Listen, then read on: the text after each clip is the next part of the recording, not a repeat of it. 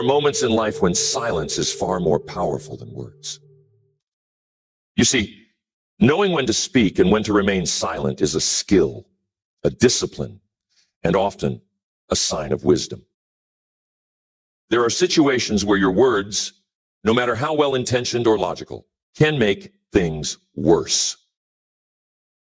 That's when silence becomes your greatest tool, your ally in navigating life's complexities.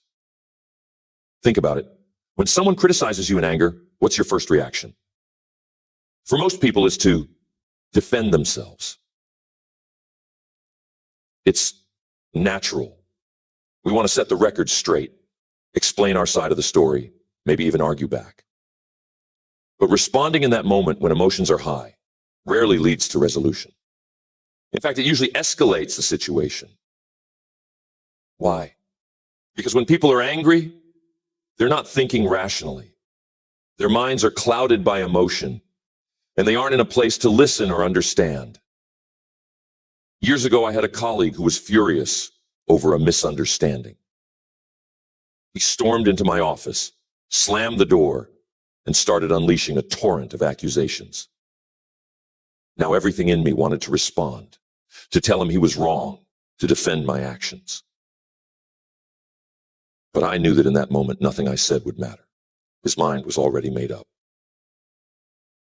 So I stayed silent. I listened to every word, not reacting, not interrupting. And after a while, he ran out of steam. His anger had no fuel to keep burning. When he finished, he left the room without me saying a single word.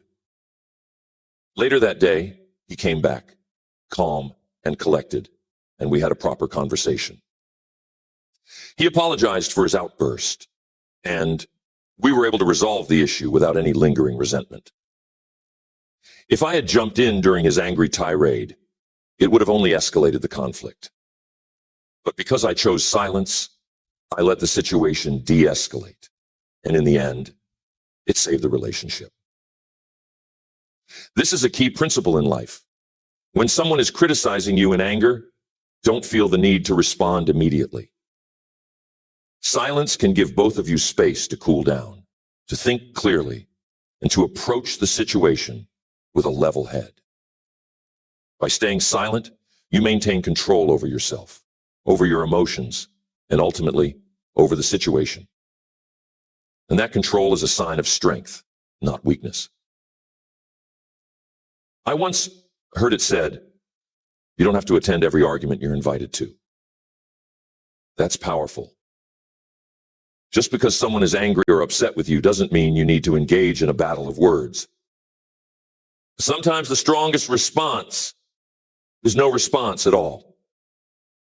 And here's the thing, silence in these moments doesn't mean you're agreeing with what's being said. It simply means you're choosing not to react in a way that will add more fuel to the fire. Imagine you're standing in front of a bonfire. The flames are high, the heat intense. Now you have two options. You can throw more wood onto the fire, making it blaze even hotter, or you can let the flames burn themselves out. That's what silence does. It allows the flames of anger to die down on their own. Words, on the other hand, can act like wood, feeding the fire, making it grow until it's out of control. But let me be clear. Silence isn't always about not speaking at all. Sometimes it's about timing. When the moment is right, when the other person has calmed down, that's when you can have a meaningful conversation. That's when you can address the issues at hand with clarity and understanding. But that moment won't come if you jump into the fray too soon. You've got to let the storm pass before you can navigate through it. Another critical time to be silent is when you're caught up in excitement. You're feeling great. Everything's going your way. And you're tempted to make promises. You're on top of the world. And it feels like you can accomplish anything. So you start committing to things left and right. You tell people you'll do this, you'll help with that, you'll take on this new project. In the heat of the moment, it all seems possible. But here's the danger. Promises made in the midst of excitement are often promises that are hard to keep. Enthusiasm can make you overestimate your capacity. And when that initial rush fades, you're left with a mountain of commitments that you're not sure how to fulfill. The problem is, when you don't keep your promises, it doesn't just affect your credibility with others. It affects your credibility with yourself. I've seen this happen time and time again. Someone gets fired up about a new opportunity, a new goal, and in their excitement, they commit to too much. Maybe they promise to help with a project that's outside their expertise, or they agree to take on more responsibility than they can handle. And at first it feels great, but as time goes on, the reality of those commitments sets in. They find themselves overwhelmed, stressed, and struggling to keep up. Eventually they have to backtrack on their promises, and that's when the real damage is done. Now, I'm not saying you shouldn't be excited. Excitement is a wonderful thing. It's the fuel that drives us forward, that gets us moving toward our goals. But excitement, like fire, needs to be managed. If you let it burn out of control, it can consume you. That's why, in moments of high excitement, it's important to be silent. Don't make promises or commitments in the heat of the moment. Give yourself time to think, to reflect, to consider what's realistic. I remember a young man who came up to me after one of my seminars. He was so excited about everything he'd learned, so inspired by the possibilities ahead of him. He told me he was going to change his life, start a business, quit his job, run a marathon, and learn a new language, all in the next 6 months. I admired his enthusiasm, but I also knew he was setting himself up for failure. He was making promises to himself in the heat of the moment, without taking the time to consider the reality of what he was committing to. A year later, I saw him again. He was discouraged, burnt out, and frustrated. He hadn't accomplished any of the things he'd set out to do, and he felt like a failure. The problem wasn't his ambition or his goals. The problem was that he'd made too many promises when he was caught up in excitement. He hadn't given himself time to think things through, to plan, to prioritize. So the next time you feel that rush of excitement, remember to be silent. Give yourself space to let the excitement settle. Don't make promises right away. Take time to consider what's realistic, what's achievable, and what's truly important. Silence in those moments isn't about dampening your enthusiasm. It's about channeling it in a way that sets you up for success, not disappointment. Here's another time when silence is the best course of action, when you don't have all the facts. Now, this is a big one. How many times have you seen someone jump into a conversation, offer their opinion, or give advice without knowing the whole story? It happens all the time. People love to talk, love to share their thoughts, even when they don't fully understand what's going on. And more often than not, this leads to misunderstanding, confusion, and sometimes even conflict. I learned early on that it's better to be silent and listen than to speak when you don't have all the information. I remember a business meeting many years ago where one of the executives started offering solutions to a problem before he fully understood what the problem was. He jumped in with all sorts of ideas, eager to show his expertise, but he hadn't taken the time to ask the right questions, to gather the necessary information. As a result, his suggestions were completely off base, and the meeting went in circles for far longer than it needed to, all because he didn't be silent. When you don't have all the facts, silence is a sign of wisdom. It shows that you're willing to listen, to learn, to understand before you speak. And when you do finally speak, your words will carry more weight because they're grounded in knowledge, not assumption. And here's another one that we cannot neglect: the power of remaining silent when you don't have all the facts. You see, in many situations, people rush to fill the silence with their opinions, advice, or assumptions. There's an almost instinctual need to say something, anything, to prove they're engaged, to demonstrate their knowledge, or simply to avoid the discomfort of silence. But here's where the real wisdom comes into play. Silence allows you to gather more information, to see the situation from different angles, and to avoid unnecessary conflict. I remember a time when I was working with a team of executives on a major project. One of the newer members of the team was eager to make his mark. In a meeting, he was quick to offer solutions, quick to jump in with ideas, even though he hadn't fully understood the scope of the problem. Now his enthusiasm was commendable, but his lack of information was dangerous. His suggestions, though well-intentioned, were not relevant to the actual issue we were facing. The rest of the team had to spend extra time re-explaining the situation, and in the end, the entire meeting was less productive because of it. Had he chosen to be silent, to listen first, he could have offered something far more valuable. This isn't about staying silent forever. It's about being silent until you know enough to contribute meaningfully. There's a great saying: it's better to remain silent and be thought a fool than to speak and remove all doubt.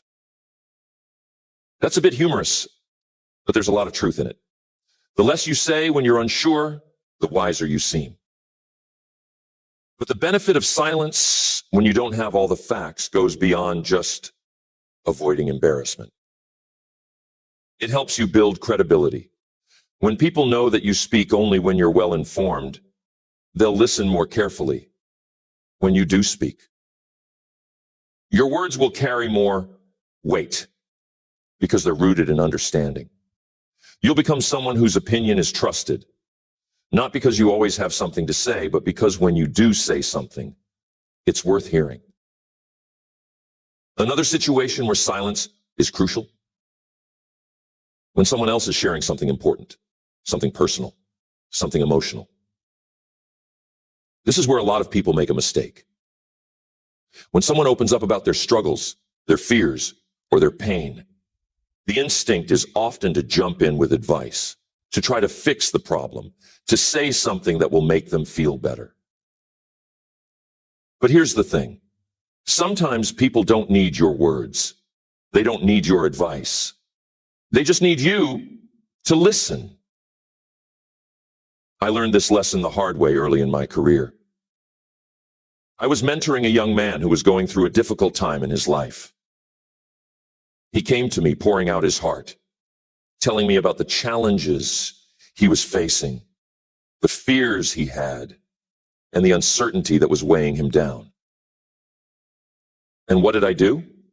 I immediately jumped in with advice. I told him what he needed to do, how he needed to think, and what steps he should take. I thought I was helping him. But here's what I didn't realize at the time. He wasn't looking for advice. He wasn't looking for a solution. He was looking for someone to listen, to acknowledge what he was feeling, to sit with him in that moment of vulnerability. By jumping in with my words, I missed an opportunity to connect with him on a deeper level. I missed the chance to offer the kind of support that only silence can provide. You see, silence in these moments isn't about doing nothing. It's about being fully present. It's about showing the other person that you're there with them, that you're listening, that you're creating space for them to express themselves.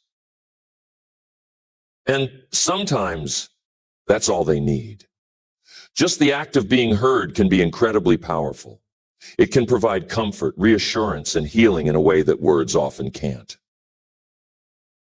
When someone is sharing something personal or emotional, resist the urge to fill the space with your own thoughts, opinions, or advice. Instead, offer them the gift of silence. Let them speak. Let them share. And let your silence be a sign of your attention, your empathy, your understanding. Now, silence in these situations also teaches us something important about our own needs. How many times have you found yourself sharing something difficult with someone, only to have them immediately offer advice or solutions? How did that make you feel? Often it can feel dismissive, like they're not truly hearing you. They may mean well, but by jumping in too quickly, they miss the depth of what you're trying to communicate. That's why silence is so powerful.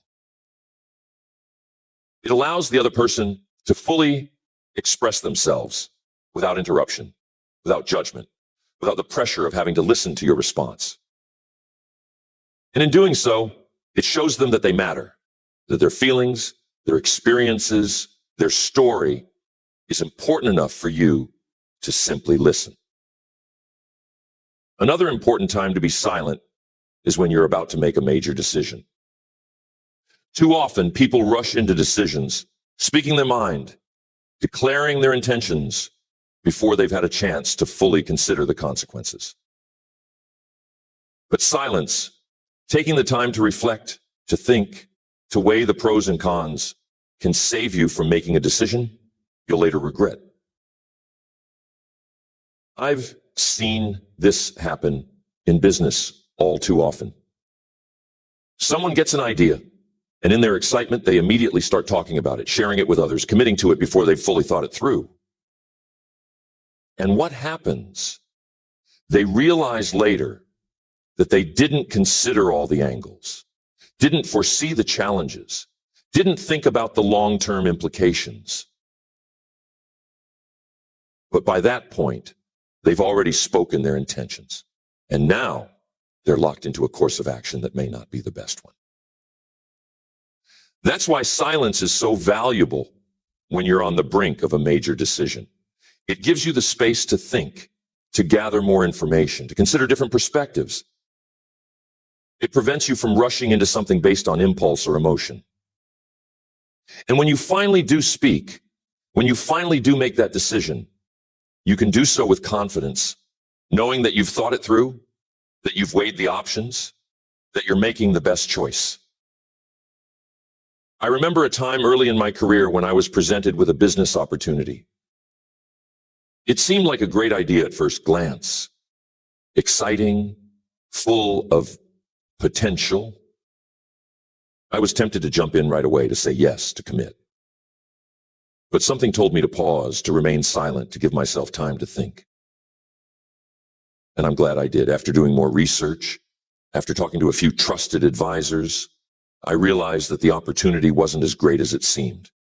There were hidden risks, challenges I hadn't considered, and in the end, I decided not to pursue it.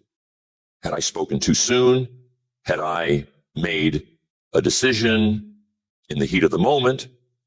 I would have found myself in a difficult situation later on. This is the power of silence. It gives you time to reflect, time to gather more information, time to consider the long-term implications of your decisions. And that time, that silence, can make all the difference between success and failure, between making a wise decision and a hasty one. But here's something else to consider. Silence in decision-making isn't just about what's happening on the outside. It's also about what's happening on the inside. When you give yourself the gift of silence, you create space for clarity. You allow your mind to settle, your thoughts to organize themselves, your intuition to speak. And that inner clarity is often what leads to the best decisions. So the next time you're faced with a major decision, resist the urge to speak too soon. Resist the temptation to commit before you've had time to think it through. Instead, be silent. Give yourself the time and space to reflect. And when you do speak, when you do make your decision, you'll do so from a place of confidence, wisdom, and clarity. And there's one more crucial moment where silence is golden, when you're in the presence of greatness, when you're around someone who has achieved what you aspire to, someone whose wisdom and experience far surpasses your own, that's a time to listen more and talk less. So many people make the mistake of trying to impress those who are further along the path. They try to show what they know, to prove their worth through words. But what they don't realize is that true learning comes through listening. When you find yourself in the presence of someone with great wisdom or experience, the natural inclination might be to show them how much you know, to talk about your own ideas, or to share your accomplishments. But here's a key truth. Those who have truly achieved greatness aren't impressed by how much you can talk. They're impressed by how much you're willing to learn. And the only way to learn from those who have walked a path you haven't is through silence and listening. I remember one of my early mentors, Mr. Schoff. Mr. Schoff was a man of tremendous success, and every time I was around him, I was eager to learn. But in those moments, I didn't do the talking. I let him speak. I soaked up every word he said. Mr. Schoff had something I wanted: success, wisdom, understanding. And I knew that if I spent my time trying to impress him with what I knew, I'd miss out on what he could teach me. I wasn't there to show off my knowledge. I was there to absorb his. Here's what you've got to understand. Greatness doesn't need to be acknowledged. Those who have achieved it don't need you to validate them by telling them how much you know. They already know what they've accomplished. What they appreciate, what they respect, is the humility of someone who knows when to be quiet and listen. There's a time for asking questions, but the deeper questions come when you've already listened intently, when you've absorbed the foundational wisdom that's being offered. And I'm telling you, the lessons I learned from Mr. Schoff didn't just come from the words he spoke. They came from his demeanor, from the way he handled himself in business, from his attitude toward life. If I had been busy talking, if I had been trying to impress him, I would have missed all of that. But because I was silent, because I listened, I was able to learn things that went far beyond what he said. His actions, his presence, his way of thinking, it all spoke volumes. But I only received those lessons because I was willing to be quiet and let the greatness around me do the teaching. Think about this. When you speak, you're only repeating what you already know. But when you listen, you're opening yourself up to learn something new. That's why silence in the presence of greatness is so important. It's an opportunity to expand your mind, to gain insights that you couldn't get on your own. And the only way to seize that opportunity is to stop talking and start listening. This principle applies not just to individuals, but to any situation where you're in the presence of something larger than yourself. It could be a profound idea, a complex challenge, or a significant event. Silence allows you to fully absorb the gravity of the moment.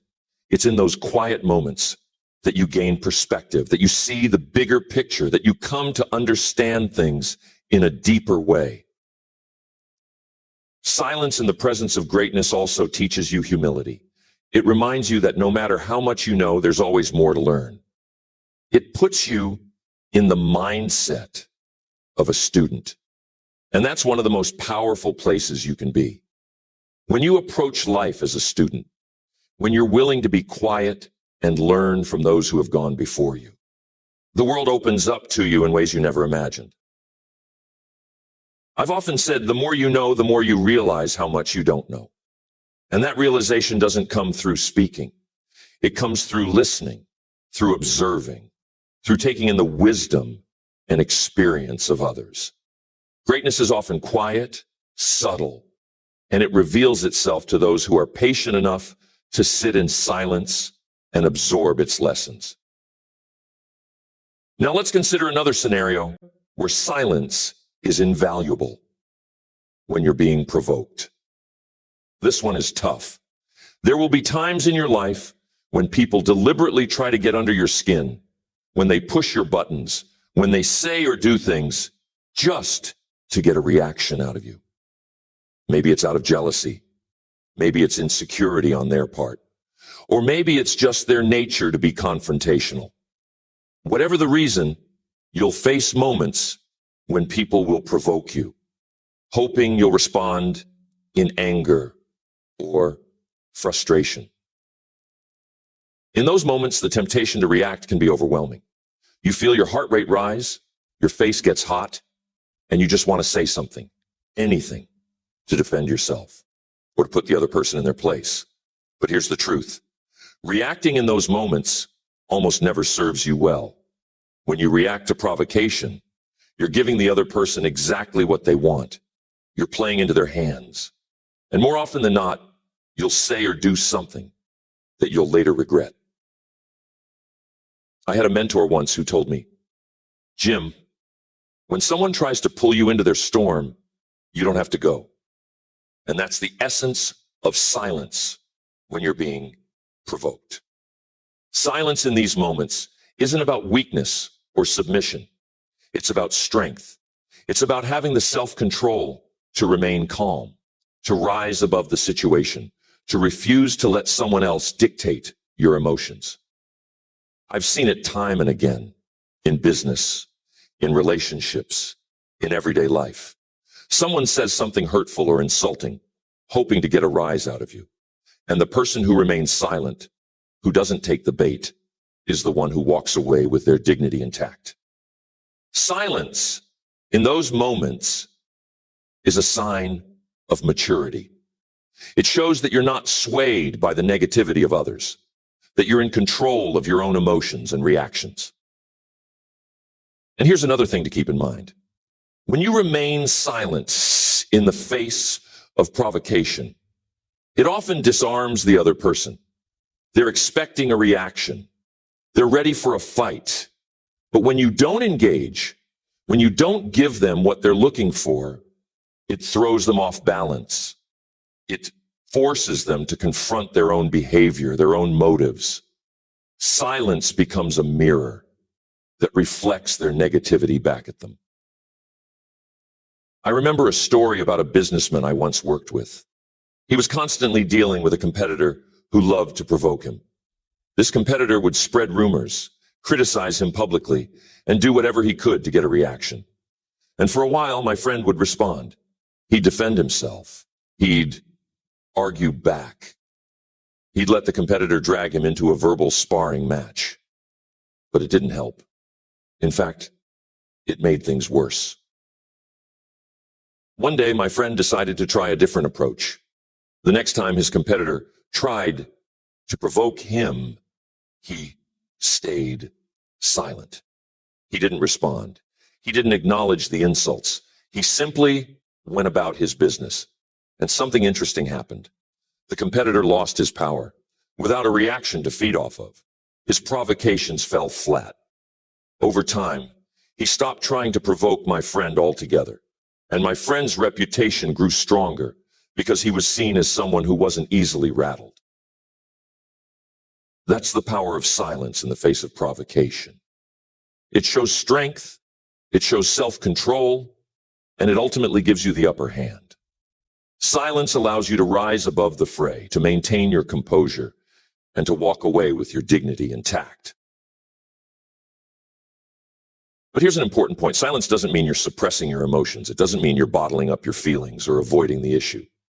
It means you're choosing not to react in the heat of the moment.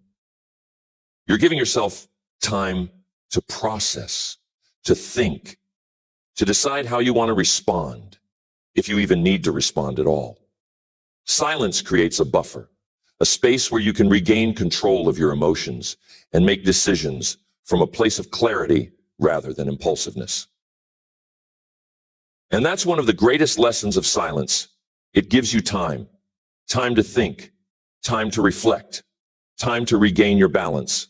In a world that often pressures us to react immediately, to speak without thinking, to respond without fully understanding silence is a gift. It allows you to step back, to breathe, to regain your composure before you take action. So the next time you find yourself in a situation where someone is trying to provoke you, where they're pushing your buttons and hoping for a reaction, remember the power of silence. Don't feel the need to engage. Don't let them pull you into their storm. Stay calm, stay silent, and let your silence speak for you. You'll be amazed at how much power that can give you. And let's not forget that silence in all of these situations isn't just about avoiding conflict or staying out of trouble. It's about cultivating inner peace.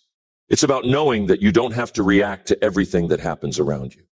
You don't have to have an opinion on everything. You don't have to respond to every criticism, every provocation, every challenge. Silence teaches you that sometimes the best response is no response at all. And when you master the art of silence, when you know when to speak and when to stay quiet, you'll find that you're not just navigating life more effectively. You're also living with more peace, more wisdom, and more strength.